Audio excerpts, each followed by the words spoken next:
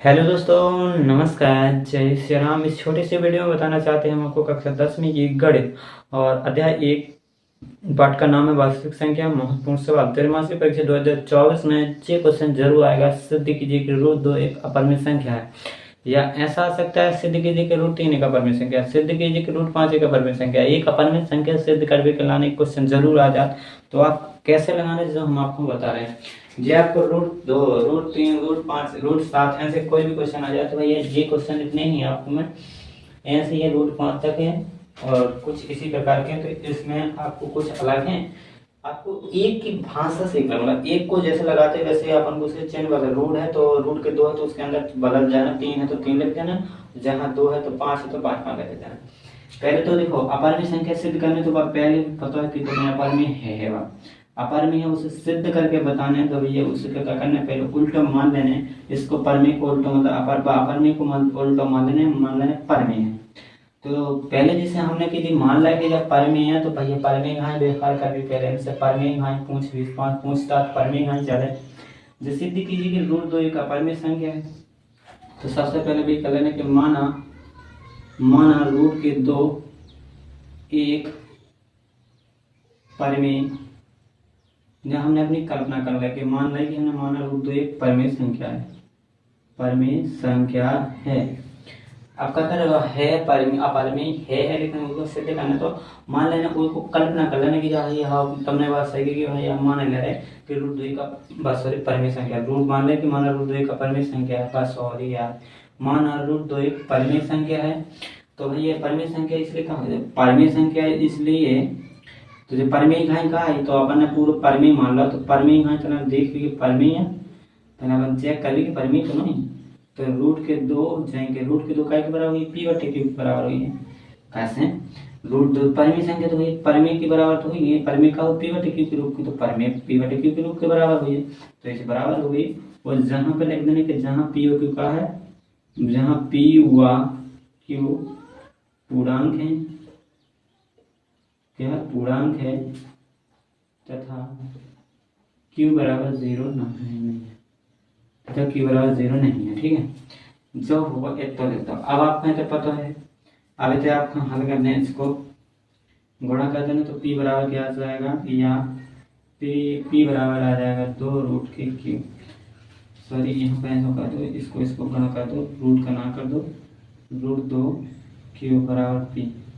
अब इसको परिमेय जो परिमेय है तो भैया परिमेय हो जाए, लेकिन यहाँ पर रूट लगा तो रूट हटाना, तो रूट कब हटाना, जब वर्ग करेंगे तभी हटेगा। तो लिख देंगे वर्ग करने पर क्या करने, वर्ग कर दो रूट 2 क्यू का स्क्वायर कर दो, मतलब वर्ग पी का स्क्वायर कर दो, रूट 2 क्यू का स्क्वायर करोगे तो इसका निकलेगा रूट का 2 निकलेगा, क्यू पे कितना आ जाएगा स्क्वायर, और पी कितना आ जाएगा पी स्क्वायर। अब गुणा में है तो क्यू स्क्वायर बराबर कितना आ जाएगा, बस आंसर होगा तो पी स्क्वायर बटे 2 हो जाए।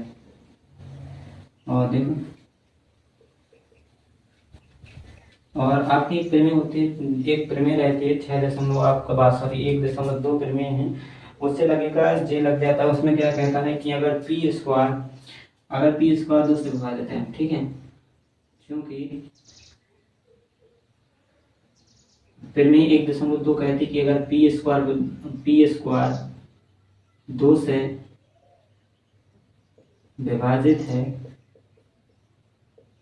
क्योंकि पी स्क्वायर 2 से विभाजित है, ऐसे देखो पी स्क्वायर में 2 को भाग जा रहा मतलब विभाजित है, क्योंकि पी स्क्वायर 2 से विभाजित है इसलिए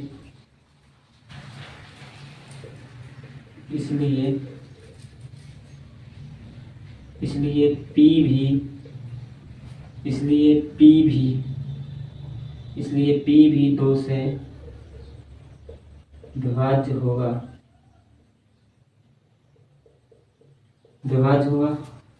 तो मान लेने के विभाज्य होगा तो काज है, जैसे पी स्क्वायर भाग चलोगे तो भैया काज है भाग चलोगा, मान लेंगे पी बड़ा कितना होगा, माना पी बड़ा कितना होगा 2c, मतलब भाग 2 से तो होगा 2c, कछ भी और भी चार्ज मान सकता अपन c ABCD में 2c मान लेगा, ठीक है।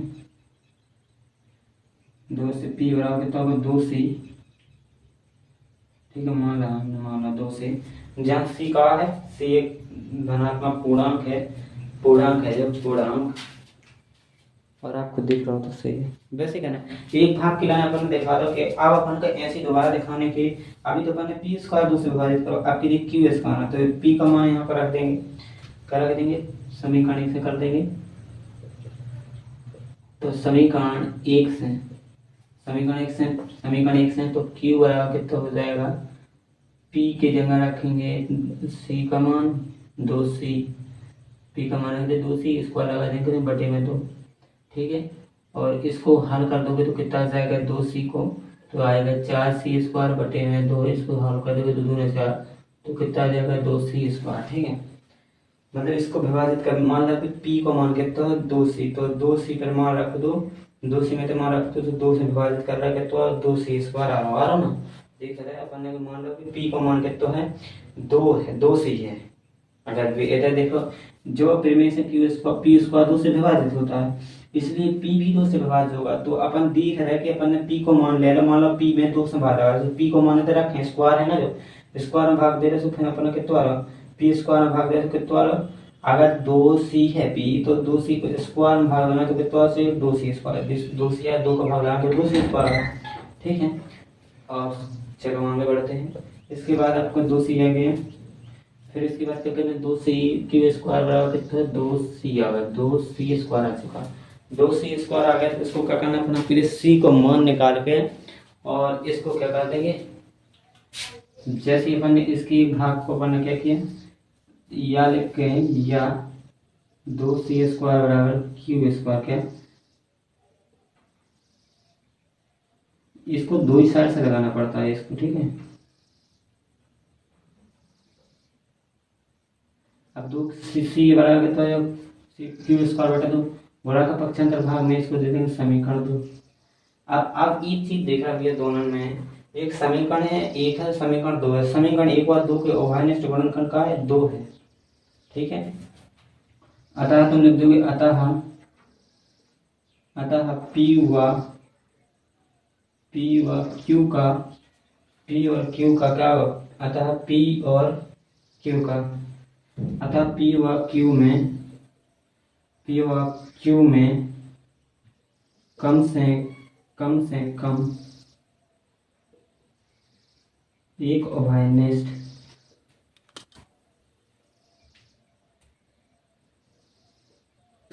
गुणनखंड कितना, उभयनिष्ठ गुणनखंड में कितना, तो 2 है। देख रहे हो जो मतलब पी है, जब पी है, पी का भी गुणनखंड है, मतलब गुणनखंड का 2, क्यू के भी गुणनखंड कितने हैं 2, पी और क्यू में कम से कम एक उभयनिष्ठ गुणनखंड 2 है। ठीक है, 2 है, परंतु इससे तथ्य का विरोधाभास का, परंतु इससे इस कथन का विरोधाभास होता है।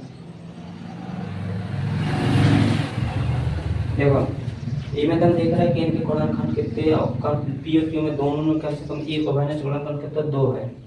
ठीक है, तो परंतु इस कथन का विरोधाभास हो गया, तो अतः का हो गई, मतलब ये कह रहे थे कि इनका गुणनखंड एक उभयनिष्ठ 2 है, तो अब ये 100 अपरिमेय संख्या में थोड़ी हो नहीं ना, तो अपने जे है तो अपन में, तो उनमें कह लेते हैं पी और क्यू में कम से कम एक उभयनिष्ठ गुणनखंड 2 है, परंतु इससे इस कथन का विरोधाभास होता है। अगर इनके बीच में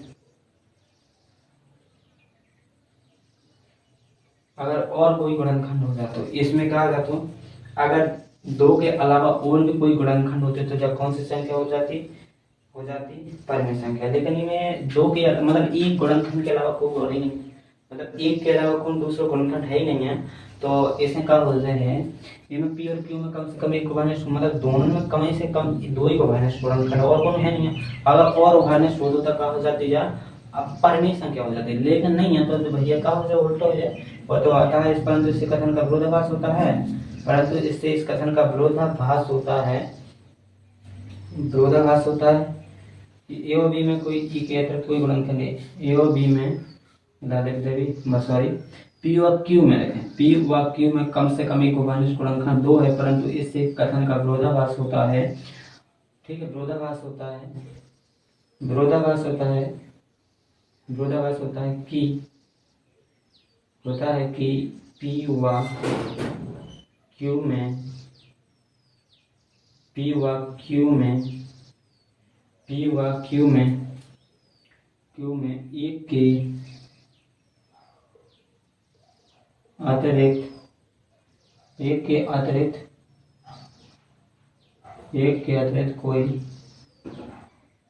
के अतिरिक्त कोई उभयनिष्ठ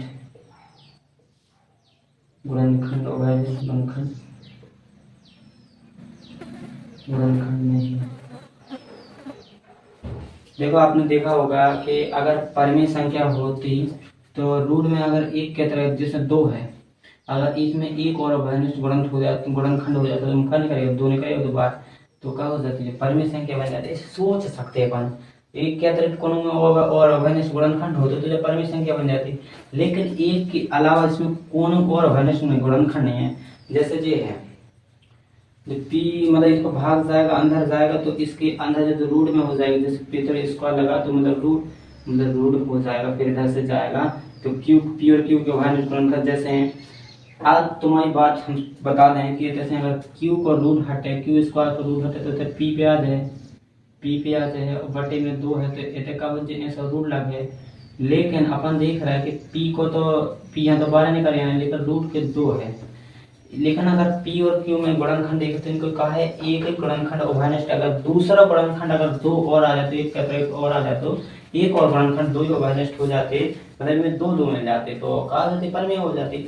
लेकिन इसमें है ही नहीं है, ऐसे है नहीं है ना, लेकिन सो का हो जाए अपरिमेय हो जाए। सो यही से तो जब बात काट रहे क्या था, P और Q में कम से कम एक उभयनिष्ठ गुणनखंड 2 है, परंतु इससे इस कथन का विरोधाभास होता है कि P और Q में एक के अतिरिक्त कोई और उभयनिष्ठ गुणन लगे। अगर एक के अतिरिक्त और आ जाए तो मतलब एक ही में उभयनिष्ठ, 2 एक ही है ना, और एक के अलावा दूसरा आ जाए तो 2 उभयनिष्ठ गुणनखंड हो जाते ना, तो भैया निकल गया तो परिमेय हो जाती। लेकिन नहीं हो रहे हैं, ऐसा हो ही नहीं सका, अपरिमेय है ही बात, तो ये सब हो ही नहीं सका।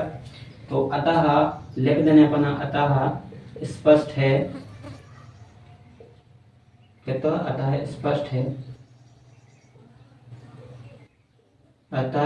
है रूट 2 एक अपरिमेय संख्या है।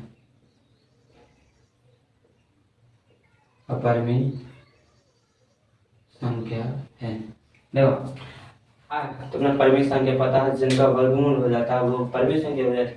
अब इनका तुम इसको ना पट को कर दो, मतलब P को तो निकल जाना है, लेकिन रूट पर 2 फंस जाना है, 2 को स्क्वायर 2 का ई में और गुणनखंड होना चाहिए था।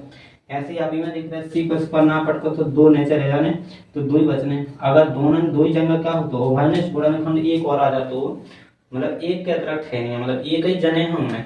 जैसे यहाँ हमने बताओ तो कि Q के स्क्वायर ना जाए तो P स्क्वायर पे जे है, जैसे 2 स्क्वायर पे हटे जे तो क्या हो जाए, Q बराबर कितना हो जाए तो P को बटे में रूट के 2 हो जाए।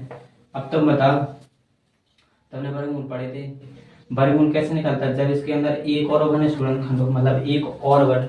लेकिन इधर तो अभी कहा है एक ही है, में P और Q में से कम एक उभयनिष्ठ गुणनखंड, कम से कम एक ही है, तो दोनों में एक ही है। अब परंतु इस कथन का विरोधाभास होता है कि P और Q में एक के अतिरिक्त, अगर एक के अतिरिक्त कोई उभयनिष्ठ गुणनखंड नहीं है एक के अलावा, मतलब इसमें एक ही उभयनिष्ठ गुणनखंड है दोनों में और कोई दूसरा है नहीं, अगर और आ जाए तो हो जाती है।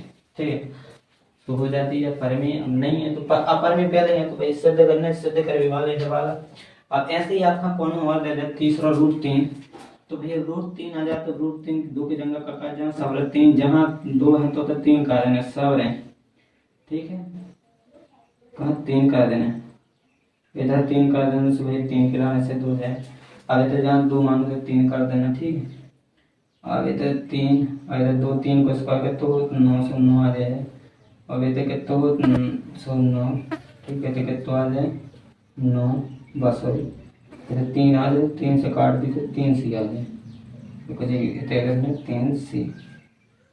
अब इधर भी कितनी यहाँ पे 2 है 3, इधर कितना जाएगा 3 आ जाएगा ना, इधर से 3 का स्क्वायर 9 बटे 3 और 3 को भाग दिया 3 का 9, सो 3 सी स्क्वायर बराबर 3 सी स्क्वायर, तो इधर पक्षांतर कर दिए बे बराबरी में। इसमें गुणनखंड कहा हुआ है 3 है और इनमें एक के अतिरिक्त कोई गुणनखंड नहीं आता, रूट के 3 एक अपरिमेय संख्या सिद्ध होगी। अब ऐसे 5 आ जाए तो 5 के लाने दिए अपन ऐसे कर देना, जहाँ 3 बनाए तो उधर क्या कर देना 5, इधर क्या कर देना 5। ये तीनों सवाल बिल्कुल एक से हैं, ठीक है। तो जहाँ 5 बना देना, 3 की जगह 5 कर देना पूरे में, तो इधर क्या कर देना 5, इधर भी 5 कर देना अपने, जहाँ पर 3 बने ही हैं।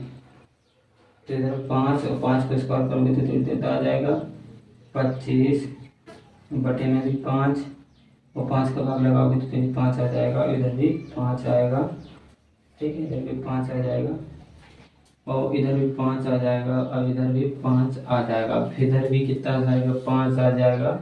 इसको ऐसा ही लगा देना, बस हो गया। इधर 5 कर देना ले, तो 5 की लाइन सिद्ध होगा। कैसी बात, इनमें कुछ उन सब विशेष तौर पे है हैं, और दूसरे अलग प्रकार के भी हम आपको अगले वीडियो बताएंगे। और मिलते हैं दोस्तों नेक्स्ट वीडियो में। अगर आपको समझ नहीं आया तो कमेंट करके जरूर बताएं, ठीक है। मिलते हैं नेक्स्ट वीडियो में। जय श्री राम।